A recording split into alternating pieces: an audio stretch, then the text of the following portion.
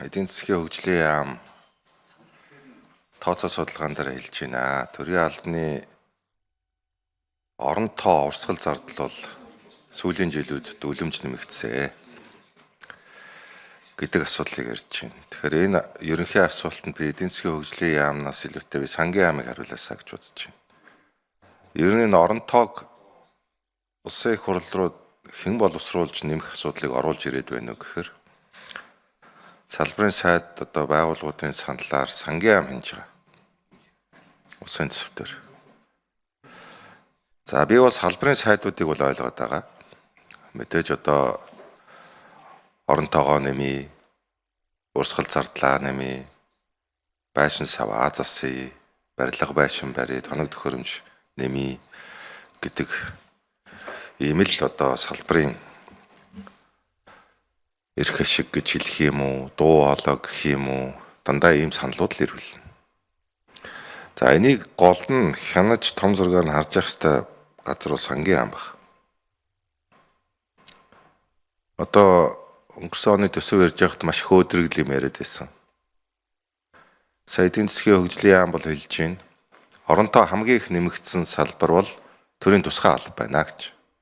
70.1 хэд гэлж юу? Өнгөрсөн хугацаанд 70% нэмэгдсэн гэж байна шүү дээ. Оронтой. За хулгай зэлгийн их байна гэд цагдаагийнхаа тоог л нэмээд исэн юм байна. Цэргийнхээ тоог л нэмээд исэн юм байна. Тэгээд тэр нь буурж исэн үгүй юу? Эсвэл сангийн яам өөрөөсөө хулгайчд учраас цагдаагаа авилгадаг байгаа юм уу? Чихцөөлөн болцсон юм уу? Төмсөгдүүлсэн юм уу та нар? Хуулийнханд. Хуулийнханд тэрийг нь ашиглаж орон тоо юм нэмэгдүүлдэг болцсон юм уу? Би бол төсвийн асуудал дээр яриад байсан шүү дээ. Яагаад мянган орон тоо гүйцэтгэлээр хэмнэгдэж байгаа газар дахиад шинээр мянгаыг нэмээд ороод ирээд байгаа юм бэ? Гэдэг асуудал тавьж ирсэн шүү дээ. Одоо бодит үнэтэйгээ нүүр тулчаад нийтээр нь төрийн албыг 9% цомгох ёо гэж яриад сууж байна. Энэ манай байнгын орооны гишүүд зарим нь одоо баг үүснэ үү яасан одоо салбарынхаа эрх ашигыг хамгаалан манай салбарыг яах гэж байна. Орон тоог нь нэмэх ёстой. Бичиг цаасыг нэмэх ёстой гэл. Сайд ч гэсэн та нар гишүүд та нар гудамжинд гараад эрүүл хийхгүй юу гэсэн шүү дээ. Тэгд оромжилж болохгүй шүү. Одоо бодитөнтэйгээ нүүр тулцсан сая шүүхийн ерхий зөвлөлийн дараагаас би дахин асууна. Монгол улсын шүүх 300 гаруй шүүгчтэй. Шүүхийн ерхий зөвлөлийн ажлын алба сая 2 жилийн өмнө 20 дахь үнэтэй байсан шүү. Одоо 109 үнэтэй болсон гэж сууж байна. Шүүгчнэрээс давх нь биш одоо энэ хурдаараа. Шүүгчтэй үйлчилдэг ажлын алба нь шүүгчийг сонгон шалруулах ажлыг хийдэг ажлын алба нь Монгол улс 300 шүүгчтэй байхад 100 гаруй авцсан гэдэг чинь юу гэсэн үг вэ? Нэг хүнийг сонгон шалруулахын тулд 10 ажиллах юм уу? Шүүхийн ерхий зөвлөлийн гишүүдийг бид нэр 10 оронтой болгоод үндсэн хуульд хийчихэд байгаа шүү дээ. Тэгэхэд ажлын алба нь одоо 100 гаруй авчихдаг байхгүй. Энэ бол арай хэтэрж шүү дээ. Та нар тэр тасганы овооны байрандаа багтаж байгаа юм одоо? Одоо шинээр байранд гэх юм байна л да. Ажлын албандаа шинээр хажууд нь өргөтгөл барих хэрэгтэй гэж орж ирэх гэж байна. Одоо багтахгүй байна гэдэг.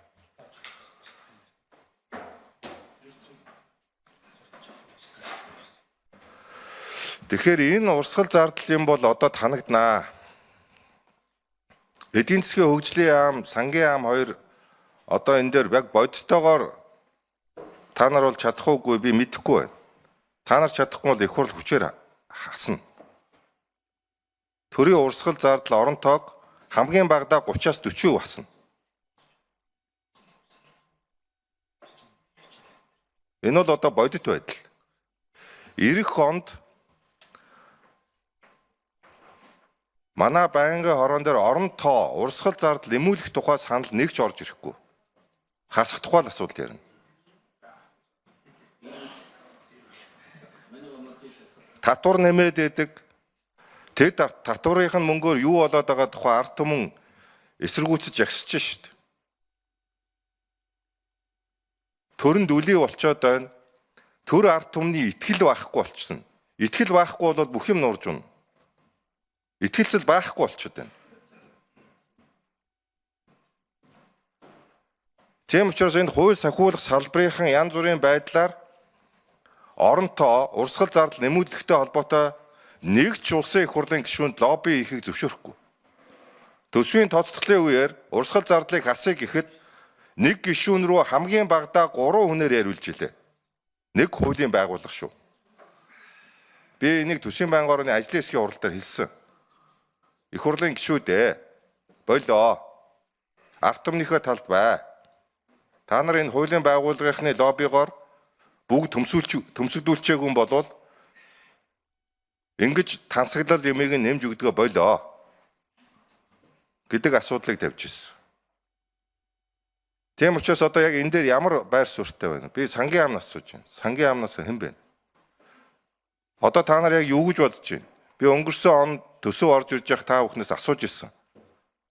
Хамгийн их нэмэгдлийг та бүхэн оруулж ирсэн. 2000 оронтой баха. 25 онд энэ салбар дээр 2000 шинэ оронтой нэмье боломжтой гэж орж ирж ирсэн шүү та нар. Одоо он гараад сарын дараа нүүрсний он унсан чинь энэ салбарын оронтойг 9% хасъя гэж орж ирж байгаа. 5 номер микро өөрийгөө танилцуулъя.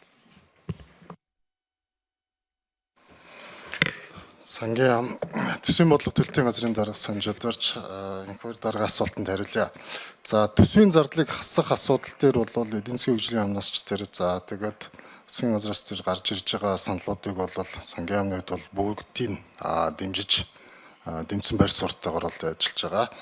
За ер нь бол яг хөө зөвхөн урсгал зардлын хувьд бол бид энэ жилийн хувьд бол засгийн газрын түвшинд бол төрийн бүтээмж хяналтын үндэсний зөвлөл гэдэг зөвлөлийн хүрээнд бол 2 удаа хэлэлцүүлсэн. Мөн их хурлын даргын түвшинд бол 2 удаа бас их хурлын даргаар захирамжаар байгуулсан ажил хэсэгтээ 2 удаа бас хэлэлцүүлж байж байгаа. За ер нь бол яг хөө дүрийн албаагчдын оронтойг 9%-аар хаснаа гэсэн энэ тоог бол одоо бидний хувьд бол сангийн яамны хувьд бол 2 зүйлийг бол эхлээд хийх шаардлагатай гэж үзэж байгаа. За нэгдүгээрт ер нь төрийн чиг үүрэг гэдэг нь юу вэ гэдэг энэ асуудлыг бид нар тодорхой гаргаж ирэх ёстой. Яг одоо 208 хуулиар 1024 хуулийн залтаар бол одоо төсвийг ингэж ийм юм зарцуулна эсвэл энийг санхүүжүүлнэ гэсэн залтууд байгаа. Тэр эндээс бид нар төрийн чиг үүргээ зөв болгоод гаргаад ирчих юм бол за энэ салбарууд дээр ийм байдлаар явна гэдэг байдлаар оронтойг бол хэмнэх боломжтой гэдэг зүйлийг бол харж байгаа. За төрийн тусгай албаагчдын хувьд бол ер нь төрийн албаагчдын хувьд бол 2025 онд бол 30.9 мянган оронтойг бол бид нар төлөвлөж төсвийг бол тавьсан. За энэ нь бол 2016-тай харьцуулаад харах юм бол 186.4 мянгаас 230 мянга буюу за одоо 44 мянга орчмоор бол нэмэгдээд байна гэсэн тоол харагдаж байна. За яг төрийн тусгай албыг нь хаваад үзэх юм бол 41.8 мянгаас 45.9 мянга буюу ойролцоогоор нэг 4100 орчим оронтойгоор нэмэгдсэн байна. За энэ бол ойролцоогоор нэг 9% юм уу да нэмэгдсэн. Тэрнээс 70% гэдэг нэмэгдлийг хэлдэг. За хамгийн их нэмэгдсэн бол төрийн үйлчлэгээний алба байгаа. Өөрөөр хэлбэл багш нарын хувьд бол шинэ сургууль барих, шинэ цэцэрлэг барих үед нэмэгдэж явждаг.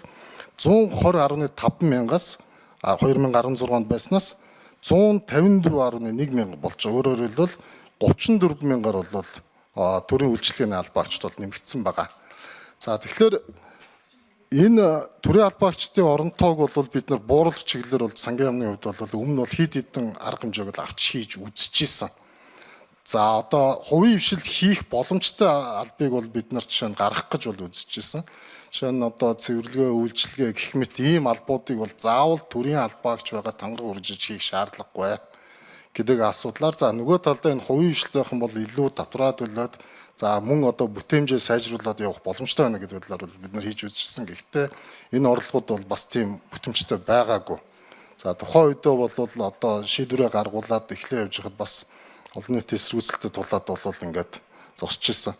Тэгэхээр яг 9% энэ цомогтголыг бол бид хэд юу гэж хараад байна гэхээр ТТ дээр, ТЗ дээр, ТУ дээр буюу одоо салбар болгон дээр яг ижилхэн 9% таргет өгөөд за энийхэн дагуу хасаа гэх юм бол энэ жинхэнэ одоо алдаа завхрал нууралж явах нуглаа явах боломжтой гэж бол бид харж байна. ТТ-ийн хувьд бол асуудал нэг өөр байгаа.